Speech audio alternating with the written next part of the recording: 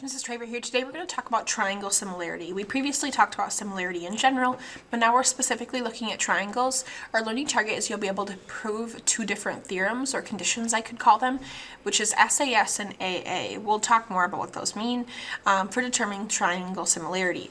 You know you'll be successful when you know triangles are similar if they have two sides in the included angle as well as two angles. Let's jump in.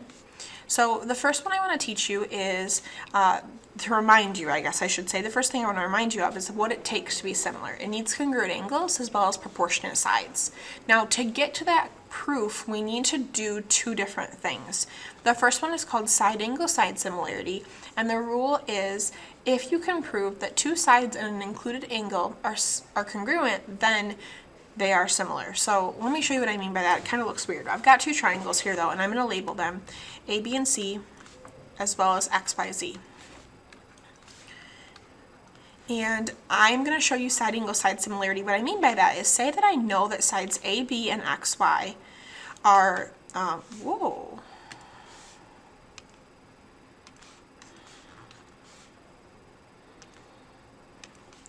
Okay, so say that I know side AB is 2 and side XY is 4. And then I know side BC was 5 and YZ was 10. You can see that those sides are proportionate.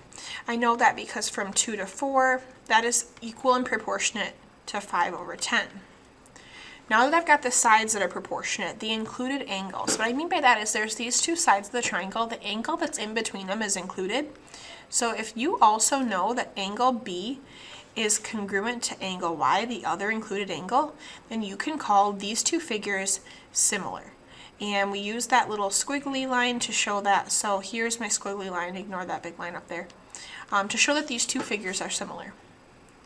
Here's the other one, it's called angle angle. So say you know nothing about sides, but you do know that this angle and this angle are congruent, and this angle and this angle are congruent.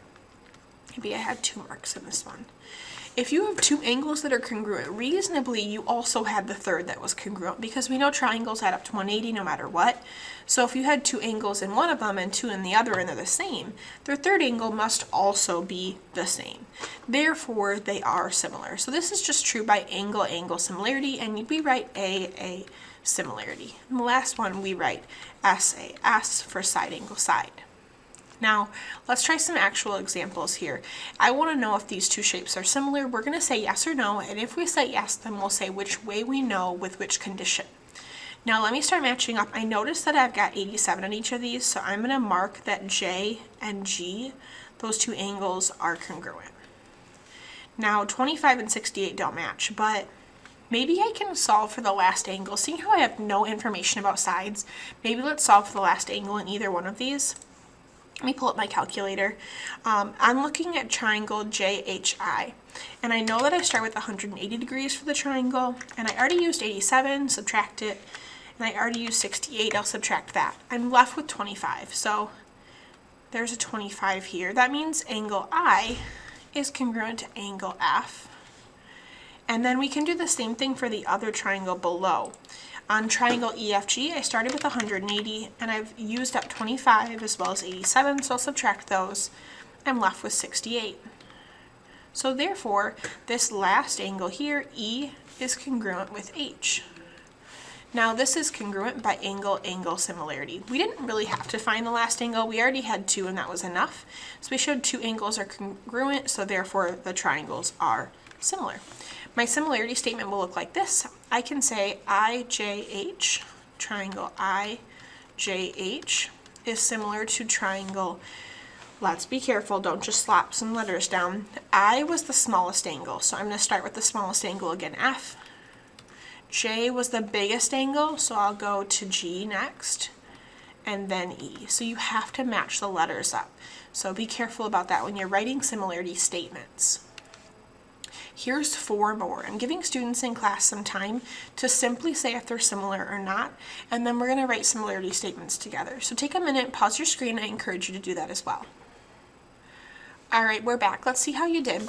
I noticed that I've got some angles that are similar here, and then if I solved for this angle, it'd also be 96. So therefore I've got another set, And this is yes by angle similarity.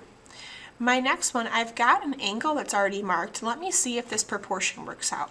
Does 14 over 44.8 equal 20 over 64? Let me check and see. If it does, then they are similar. So let me see, 14 over 44.8 is 0.3125, and 20 over 64 is the same, 0.3125. So they are proportionate, so yes by side angle side similarity. All right, my next one. Now this one's a little bit weird. They're drawn on top of each other. I've got the little triangle here, MNH, and the big one, MSL. Now I've got an angle that's marked. I also have an angle that's shared by both triangles, angle M. Angle M is congruent to itself, so therefore I've got angle M and angle M are congruent, and then N and S are congruent. So I've got yes by angle similarity. My last one, I'm only given sides. I have no angle information whatsoever. Can I tell if they're similar or not? You don't have enough information on this problem to try to see if they're similar or not. So I'm just going to say that, not enough info. Alright guys, that is a wrap for today. To refresh, we're talking about similar triangles, and there's two conditions that you could use to meet and see if they're similar or not. First, there is angle, where if you have two angles that are congruent in the triangles, then they are similar. Next, there's side, where if you have proportionate set of sides as well as the included angle is congruent, you can say they're similar as well. Let's move forward, and I will see you next time. Bye guys.